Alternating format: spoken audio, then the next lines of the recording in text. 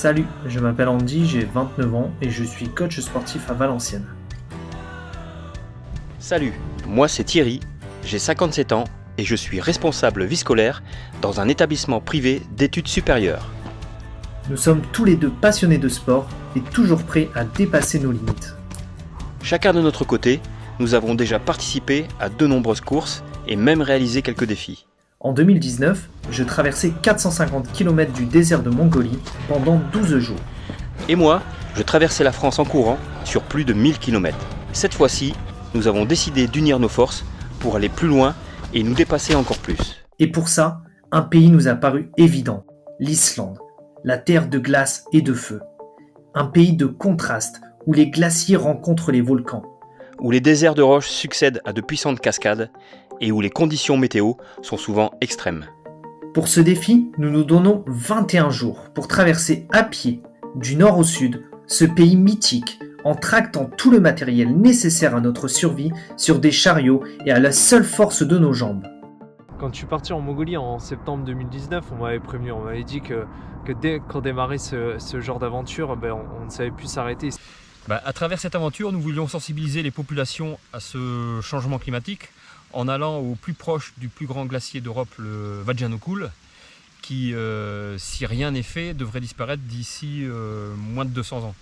J'ai commencé à définir un premier itinéraire et en fait j'avais besoin de quelque chose d'encore plus incroyable et je me suis dit pourquoi ne pas faire une traversée de l'Islande que personne n'a jamais fait, et du coup naturellement en fait j'en ai parlé avec Thierry et Thierry m'a dit oui tout de suite. Le dépassement de soi est un mode de vie pour moi.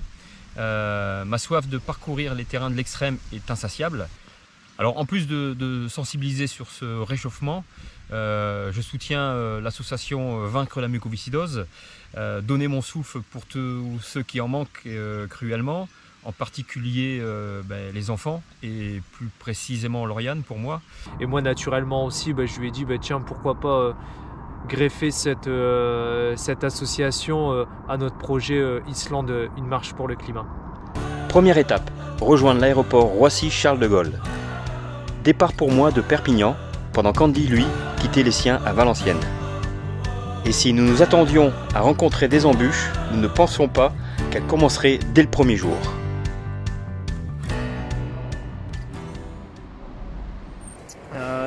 Du coup vous l'avez vu, on a eu le vol annulé. Du coup ça nous laisse 2 jours de moins sur place et c'est énorme, sachant qu'on va faire entre 80 et 100 bandes par jour, donc ça fait 200 bandes qu'il va falloir récupérer sur le reste de l'aventure. Mais voilà, on a eu 5 minutes d'énervement où ça bouillonnait un petit peu en nous. Après voilà, on a fini par accepter, on s'est bu un petit café et voilà, l'aventure elle ne sera que plus belle et plus intense. 2 jours plus tard, nous aurons finalement notre avion pour Reykjavik, un voyage de plus de 2000 km dans les airs.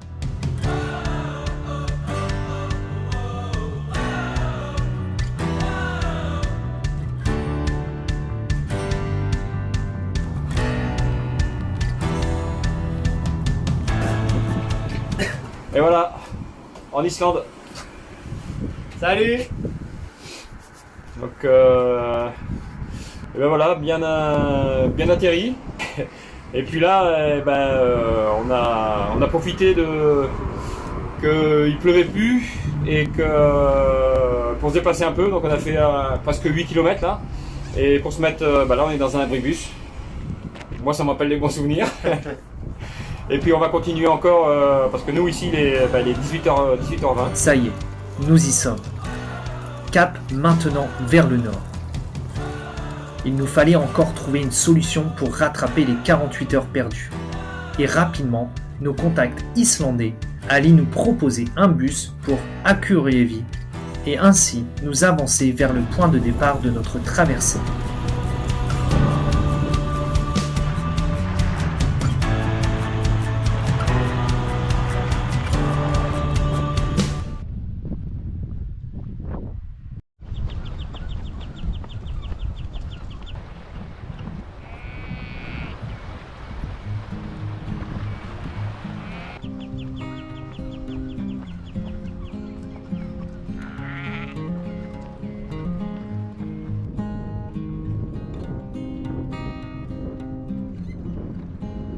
Notre périple vers le sud est lancé. 1500 km nous séparent de Vik et déjà, on nous a plusieurs fois traités de fous. Pas de quoi entamer notre enthousiasme pour autant. Nous allons découvrir plus tard que les Islandais qui nous ont mis en garde n'avaient peut-être pas tout à fait tort.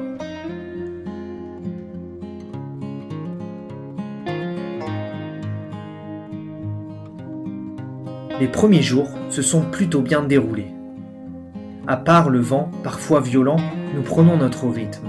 Nous apprivoisons plutôt bien nos équipements de bivouac et apprenons à cohabiter ensemble au cœur de l'immensité des paysages que nous traversons.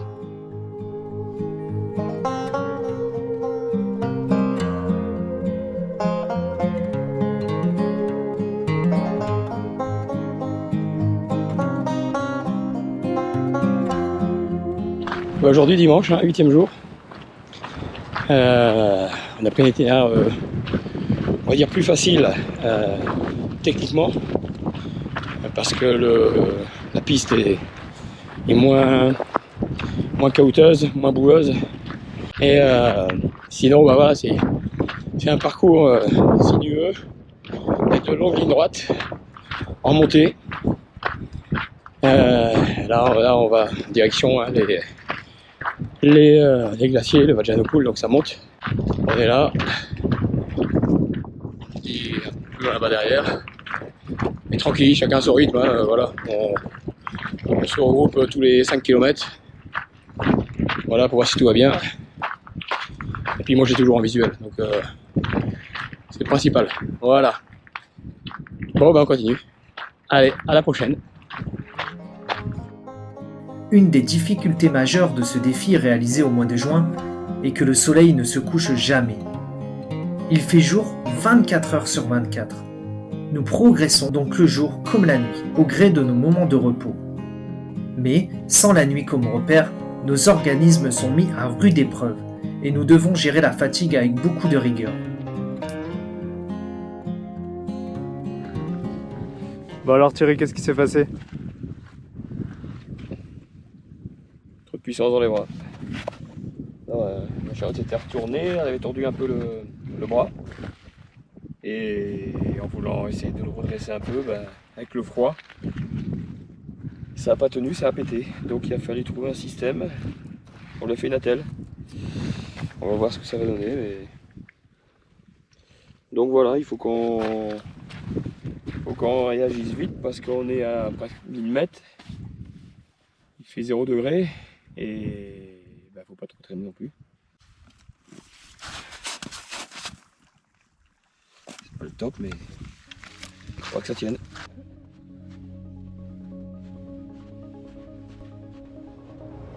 La traversée du glacier ne s'annonce pas simple. La glace a déjà anormalement fondu à cette période et le bras d'Orkan, mon chariot cassé, ne nous facilite pas la tâche.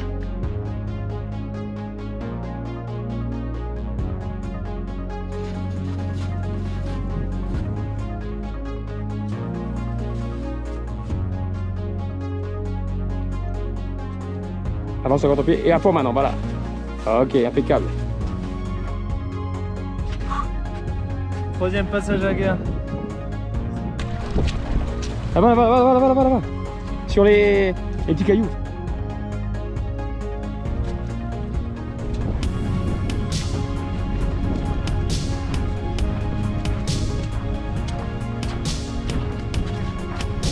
Alors même pour les pingouins, pareil.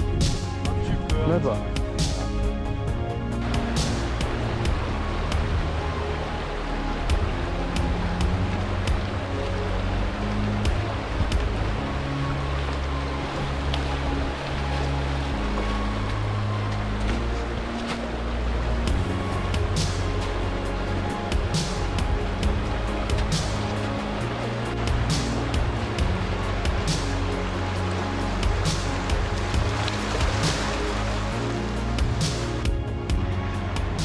Allez, troisième passage pour Thierry avec la chariote, la mienne.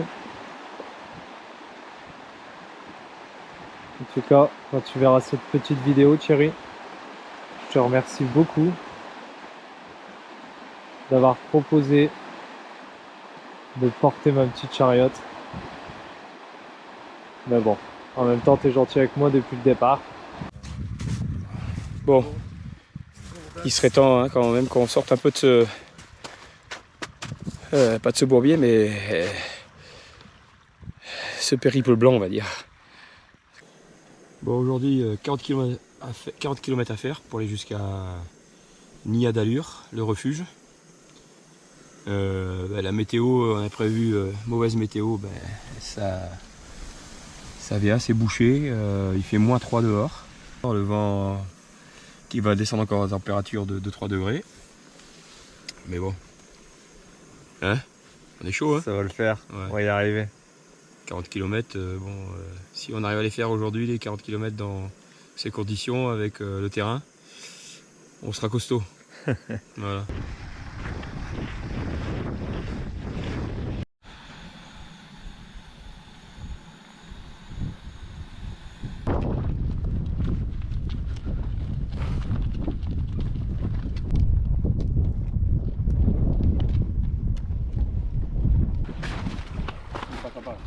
Nous monterons finalement un autre bivouac avant d'atteindre le refuge de Nia d'Allure. La glace fondue a créé de nombreux passages à gué et les conditions météo freinent notre progression. Ok.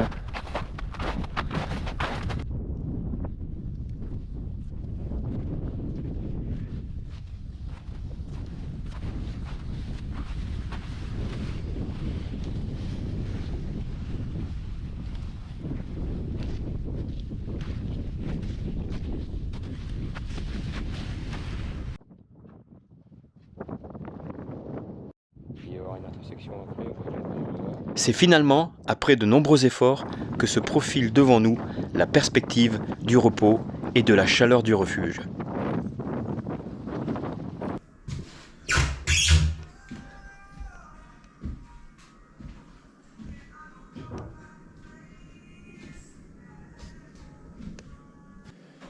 C'est juste un refuge d'urgence, hein, donc il n'y a pas de douche, il n'y a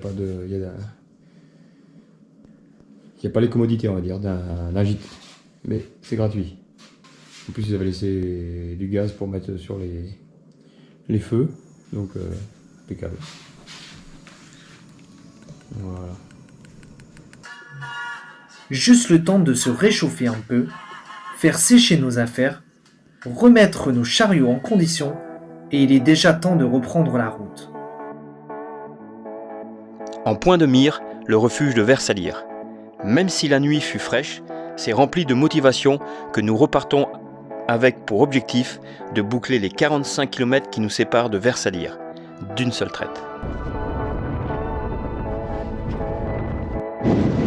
C'est quoi cette météo là, Thierry?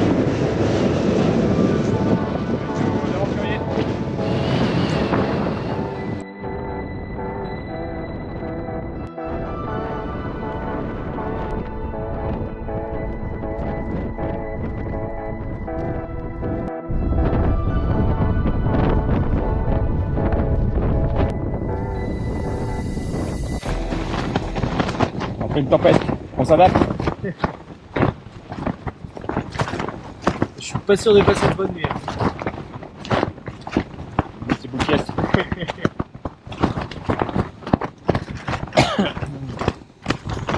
Bon bah ce soir on se fait un Coma Chicken and Rice ou les korma et riz, voilà pour ceux qui n'ont pas compris. Notre troisième repas de la journée quand même. Ouais, parce que,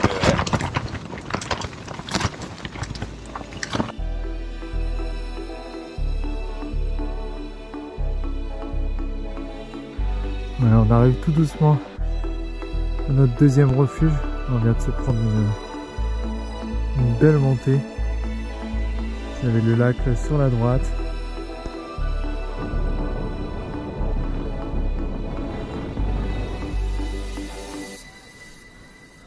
La liaison d'une traite ne se sera pas passée comme prévu.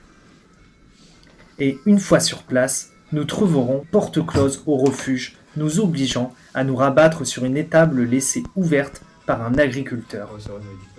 Ce sera une nuit moins spartiate que sous la tente et surtout beaucoup plus sûre, la température extérieure atteignant les -15 à -20 degrés sous la tempête.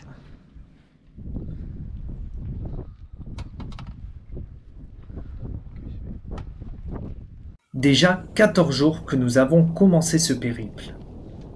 Un peu moins de 500 km nous séparent de Vik, le point le plus au sud de l'Islande. Il ne nous reste maintenant plus qu'une dernière zone montagneuse avec plusieurs cols à franchir. Mais avant ça, nous ferons une pause bien méritée dans un gîte tout confort avec cette fois-ci une douche et de quoi nous restaurer, non loin de sources d'eau chaude de cette zone volcanique. Malheureusement, la météo instable que nous rencontrons depuis plusieurs jours nous poursuit. Et même empire. Et voilà notre quotidien depuis 5 jours. Là on a attendu la bâche pour pouvoir manger un peu tranquillement. Et il n'est que midi moins le quart. On voit plus rien.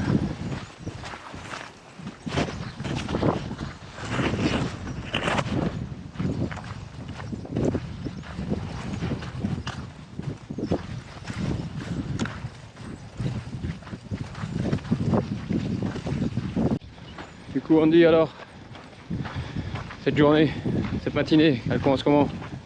Elle a commencé en fraîcheur, mais comme depuis le départ, hein, on n'est pas gâté par la météo, mais ça rend cette aventure encore plus dure, incroyable, et puis ça nous laisse pas de bons souvenirs. Ce matin, le réveil a été brutal. Toute la tente était gelée et le thermomètre affichait moins 17 degrés. Les conditions sont dures, mais l'on retrouve de plus en plus de traces de la civilisation.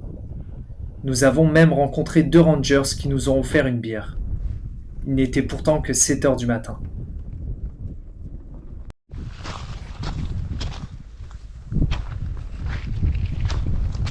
C'est parti.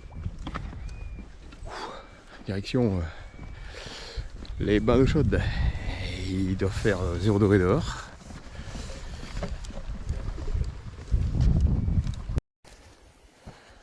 Alors c'est parti pour les bains d'eau chaude. Il fait 0,2.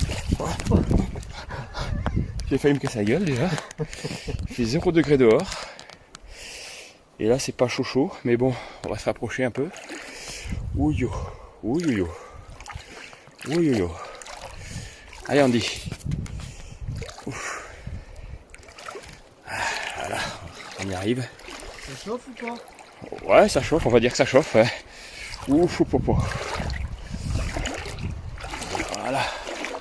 Je prends le téléphone. Hein, mais... Bien sûr que c'est là-bas, mais il faut y aller.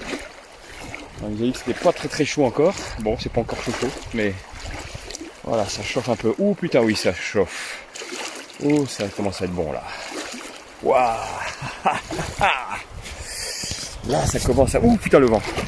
Quand on va ressortir, ça va être l'enfer. Là. Mais quand on va ressortir, ouh putain. Bah, ça chauffe. Un courant d'air froid quand même. Ouais, il y a. C'est le sol qui est chaud. Oh ouais, c'est désagréable. Oh putain, ce vent en plus. Mais la hop, aventure est là. On y est. Ouajou. Nous ne le savions pas encore, mais ce petit moment de répit précédait les 48 heures les plus dures de l'aventure. Allez, on va lancer le live, le 18e. Go live. Salut. On est parti de Lamanal au Gard vers 10h30. On avait pris un peu notre temps. Et parce qu'on avait prévu de faire une étape pas très courte, enfin plus courte que les autres. Et puis après, ben tout s'est enchaîné. La neige est arrivée, le vent. On a commencé à avoir la neige jusqu'au mollet, après du mollet jusqu'au genou. Elle est arrivée au même moment que d'habitude, à un moment où on se décide de se faire une petite pause repas. Bingo, hop, le vent il s'est levé, la neige a commencé à tomber et ça n'a pas arrêté pendant 2 jours. Hein.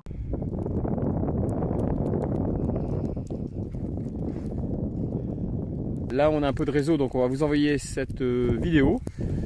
On va se mettre à l'abri au plus tôt et on n'est pas sûr d'avoir du réseau là où on va se mettre. Ce soir on dort sous tente, donc il faut qu'on trouve un endroit assez en sécurité pour nous. Et voilà, parce qu'on est en pleine tempête de neige depuis ce matin, ouais. Pratiquement, hein, depuis qu'on est parti, ça a neigé. Et là, c'est, vous voyez, derrière c'est jour blanc. On voit pas le mont, donc voilà. Sous la tente, ce sera une nuit blanche de circonstance, au milieu de cet enfer blanc. Mais suite à notre vidéo postée sur les réseaux sociaux, les messages de soutien nous parviennent, et notamment celui de Lauriane, une jeune fille atteinte de mucoviscidose qui a motivé Thierry à se lancer dans l'aventure.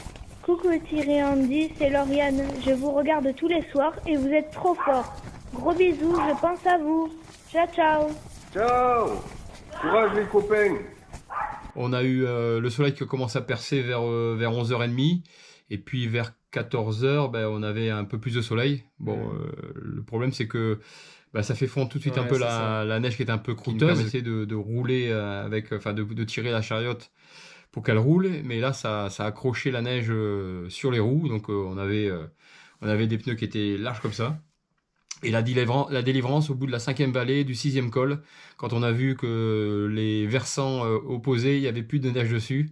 Et là, on s'est dit, ouf, enfin. Il y a eu un ouf de soulagement, parce que c'est vrai que je commençais à peiner un petit peu, ça devenait un peu long. J'avais l'impression d'être un peu enfermé dans une boîte où il n'y avait pas d'issue. On était entouré de blanc. Dès qu'on passait un col, il y en avait un deuxième, il y en avait un troisième, il y en avait un quatrième. Et c'est vrai que le dernier, il a fait plaisir parce que on est passé vraiment du tout au rien, hein, de la neige vraiment jusqu'au genou pratiquement à une plaine avec de l'herbe. C'est incroyable le changement de décor qu'on a eu en l'espace de 30 secondes. Et c'est vrai que ça nous a, surtout à moi, hein, ça m'a remis un gros coup de boost pour la suite parce que les derniers kilomètres, ils étaient compliqués. Nous ne sommes plus qu'à 70 km de l'objectif. Nous touchons au but. Dans 24 heures, nous aurons traversé enfin l'Islande du nord au sud. Je propose de mettre le cap sur l'Islande à présent. Nous en avons parlé il y a quelques semaines. Andy Chiarelli, un habitant du Valenciennois, est parti pour un défi plus que sportif, celui de traverser l'Islande en marchant et en courant avec Thierry Danzin. Eh bien, on leur passe un petit coup de fil ce matin pour prendre des nouvelles dans ce défi. Bonjour messieurs. Bonjour. Bonjour. Comment ça va ? Ça va, les températures ont commencé à remonter puisque on approche de notre objectif du point le plus au sud. 80 km après notre progression du nord vers le sud, on a attaqué le parc national et donc où il y a des sites avec des cascades et malheureusement il n'y avait pas d'eau. Il n'y avait plus assez d'eau, donc on a attendu quand même de faire une bonne moitié de la traversée pour commencer à avoir des sorties d'eau de montagne pour voir des cascades. Alors on dit cette première cascade, qu'est-ce que t'en penses ? Magnifique. Les oreilles du bruit. Un dernier moment de repos dans une cabane abandonnée rencontrée sur la route, avant de longer les falaises qui précèdent la ligne d'arrivée de Vik Myrdal.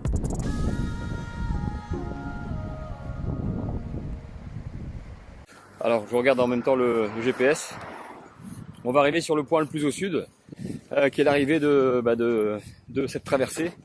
On a calculé vite fait, là on a dépassé les 1500 km il y a 2 heures. Mais voilà, on y est, ça y est. En 20 jours. Hein, le défi on voulait faire en 21 jours, voilà, en 20 jours. Hop.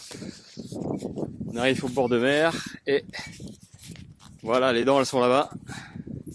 C'est vrai que c'est une journée un peu, même beaucoup très particulière parce que moi c'est une journée que j'avais imaginée avant le départ et voilà, j'y pensais chaque jour à cette arrivée. Je pensais pas moi cette aventure la vivre comme ça, mais je vous l'ai dit régulièrement dans les lives. Hein, je pense il y a peut-être 10% des choses qu'on a vécues que je pensais vivre. Le reste c'est du bonus, donc 90% de bonus. Et franchement ça restera une aventure très marquante dans ma vie qui va me changer énormément d'un point de vue personnel. et puis notre soutien pour l'association Vaincre la mucoviscidose aussi qui nous a menés jusqu'ici, parce que on a eu des grosses périodes assez compliquées, et c'est vrai que c'était quand même une source de motivation de savoir qu'on le faisait pour une bonne cause, pour faire connaître cette association. Pensée particulière à Lauriane, à Floriane avec qui on a été en contact, et puis nous on continuera de toute façon à nous battre, chacun de notre côté, parfois ensemble aussi, je l'espère, mais pour l'association, parce que c'est une association qui est maintenant rentrée dans mon cœur et qui va du mal à en sortir, je pense. Voilà, bah, il a tout dit. Moi, j'ai plus qu'à dire bravo Andy. Et voilà, mission accomplie. Nous avons rallié le point le plus au nord de l'Islande au point le plus au sud. 1800 km de marche et 3 semaines d'efforts auront été nécessaires. Une aventure qui allait me laisser des souvenirs à vie. Le mot qui me vient à l'esprit est partage. Partage dans l'effort avec Andy, avec les Islandais rencontrés sur place. Les émotions, moi j'avais limite envie d'abandonner, et puis arriver 10 à 15 minutes plus tard dans une émotion vraiment incroyable où on voyait qu'on sortait un petit peu de ce désert blanc. C'est bon, hein? Ça fait du bien de manger. Le moment où il a fallu se déplacer en pleine tempête de neige, où on ne distingue pas le ciel du sol, et le passage de notre dernier col avant de redescendre dans la vallée, avec cet émerveillement que Andy a pu avoir quand il venait de se rendre compte de ce qu'il venait d'accomplir. Là, en partant avec Thierry, on savait qu'on allait devoir entre guillemets cohabiter, et on a fait mieux que ça puisqu'on a habité ensemble. Bien sûr, ce binôme formé avec Thierry, moi, il me laissera une trace à jamais en moi. On l'a bien vu là. L'Islande nous a offert le décor, nous, on y a inventé l'histoire.